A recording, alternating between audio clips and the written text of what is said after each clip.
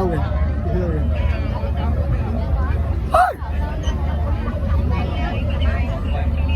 Dạ vâng, chỉ còn 1 phút nữa thôi thì chương trình bắn pháo hoa nghệ thuật sẽ diễn ra ở trước mũi tàu.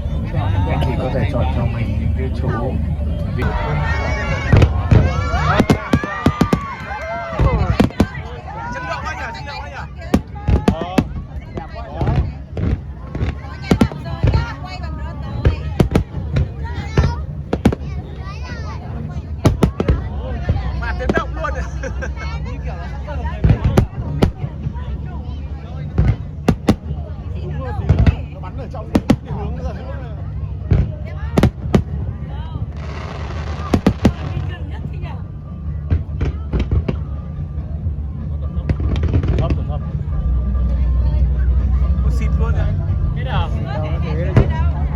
Gì mà 3 quả nó hết được. Nó cũng sẽ không bắn hết tầm cao hết đâu, kém lắm. Đấy.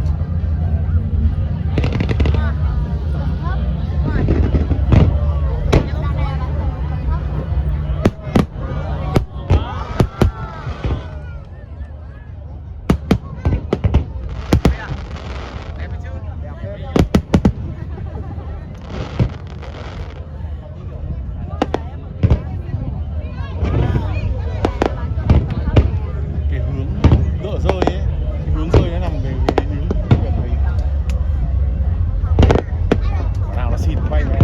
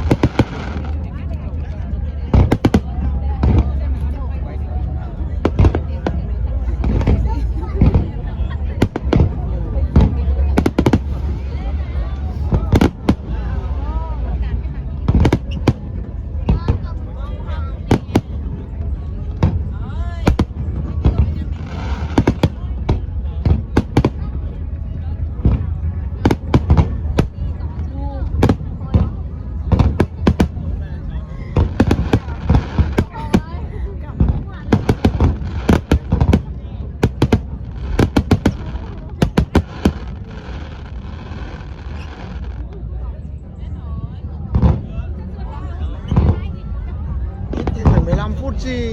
Bây giờ được 3 phút. Thật. Thì rồi hết nhanh. Chắc phải 10-15 phút.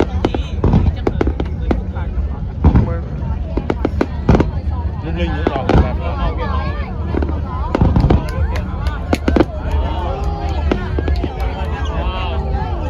Kinh nhỉ?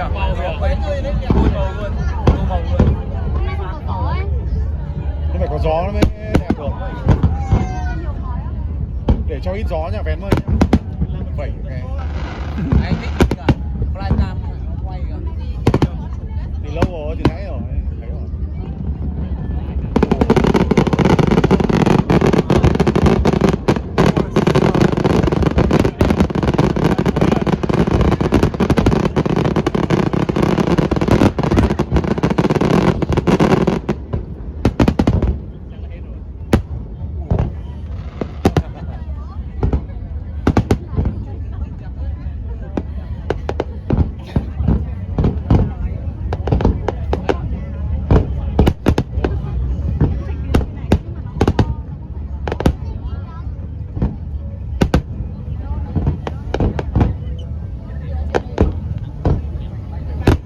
Tim ấy.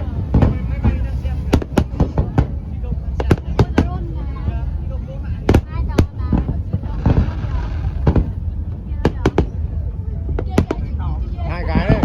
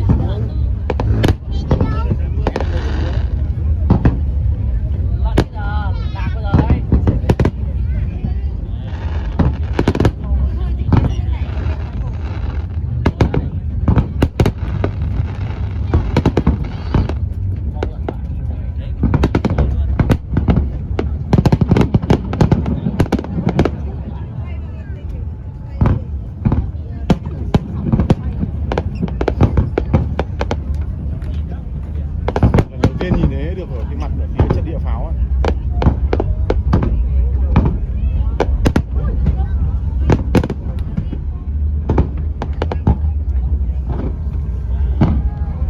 Chân địa pháo đứng dậy và nhìn xuống chân địa pháo này nó còn pháo điện nó bật liên tục.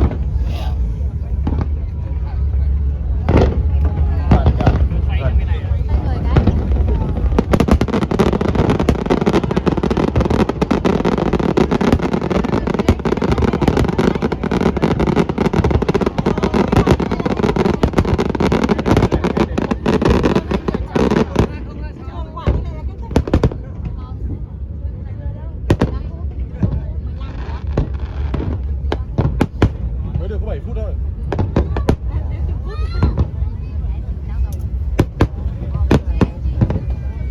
Chuyển cái lúc một lúc nó lại xoay lại. Chỗ Phan Lê. Nè đứng đây nhìn này.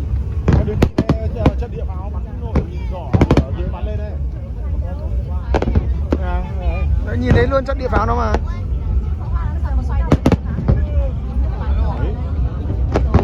Gần như nhờ đúng không? Không, nó ở một cái... Ô, như còn xong rồi.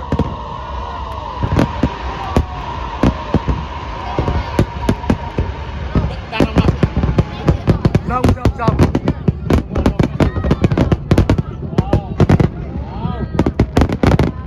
Đẹp hơn Hà Nội hả? Hơn là cái chắc. 10 phút. Hết tiền. Quay xe về. Đúng 10 phút.